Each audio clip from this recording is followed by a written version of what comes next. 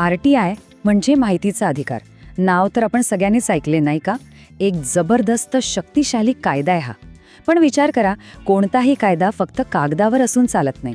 तो प्रत्यक्षात कसा वापरायचा यासाठी एक नियम पुस्तके लागते. तर मग ही नियमावली नक्की बनवता तरी कोण? चला, आज आपण याच प्रश्नाच्या मुळाशी जाऊया. हे बघा, कायदा आपल्याला हक्क तर देतो, यात काही शंका नाही. पण तो हक्क वापरायचा कसा? म्हणजे साधा अर्ज करायचा असेल तर तो कसा करायचा, फी किती असते, आणि समजा वेळेत उत्तर नाही मिळालं तर दाद मागायची कुठे? या सगळ्या प्रश्नांची उत्तरं ना ती कायद्याच्या नियमांमध्येच लपलेली असतात. आणि म्हणूनच हा प्रश्न खूप महत्त्वाचा ठरतो की RTI कायद्याला खरं चालवणारे हे नियम नक्की बनवतं तरी कोण, आणि हे अधिकार दिलेत तरी कोणी? आज आपण कायद्याच्याच कागदपत्रांमध्ये शिरून या प्रश्नाचं उत्तर शोधणार आहोत. चला तर मग थेट कायद्याच्या पुस्तकातच जाऊया आणि शोधून काढूया की हा अधिकार नक्की आहे कोणाकडे. ओके, आता इथे बघा, हे किती इंटरेस्टिंग आहे. ही आहे कायद्याची अनुक्रमणिका आणि यात एकदम स्पष्ट दिसतंय की नियम बनवण्याचे अधिकार आहेत प्रकरण 6 संकीर्ण म्हणजे मिसेलेनियस सेक्शनमध्ये. गंमत म्हणजे कायद्यातल्या अशा अनेक महत्त्वाच्या गोष्टी अनेकदा अगदी शेवटीच सापडतात. आणि सापडलं. प्रकरण 6 मध्ये हे कलम 27 हेच आहे ते कलम जे आपल्या प्रश्नाचं एकदम थेट उत्तर देतं. इथे बघा, अगदी स्पष्ट लिहिलंय, नियम बनवण्याचा अधिकार हा समुचित शासनाला आहे.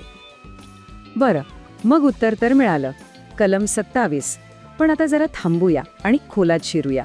हे कलम नक्की काय सांगतं आणि शासनाला नेमके कोणते अधिकार देतं? हे जे वाक्य दिसतंय ना, ते थेट कलम 27 मधूनच उचललंय. आता याचा सोप्या भाषेत अर्थ काय आहे? तर समुचित शासन काय करू शकतं ते एका सरकारी गॅझेटमध्ये नोटिफिकेशन काढून या कायद्याला लागू करण्यासाठी जे काही नियम लागतील ते बनवू शकतं. पण थांबा, समुचित शासन म्हणजे नेमकं कोण? हा प्रश्न महत्त्वाचा आहे. बघा, सोप्पं आहे.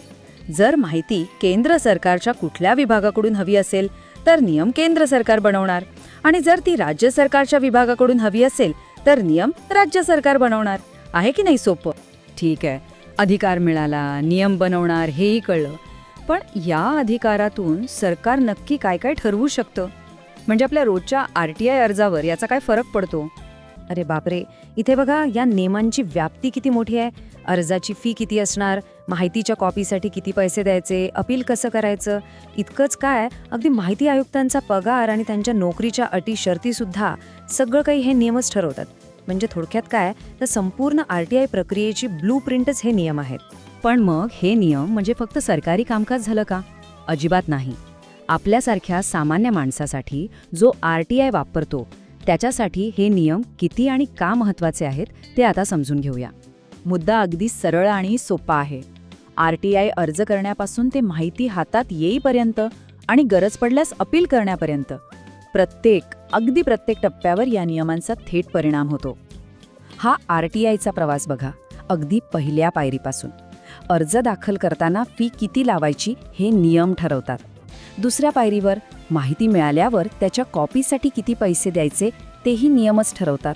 आणि तिसरी पायरी म्हणजे अपील करायची वेळ आलीच तर त्याची पद्धत काय असणार हे सुद्धा कलम 27 अंतर्गत बनलेले नियमच सांगतात.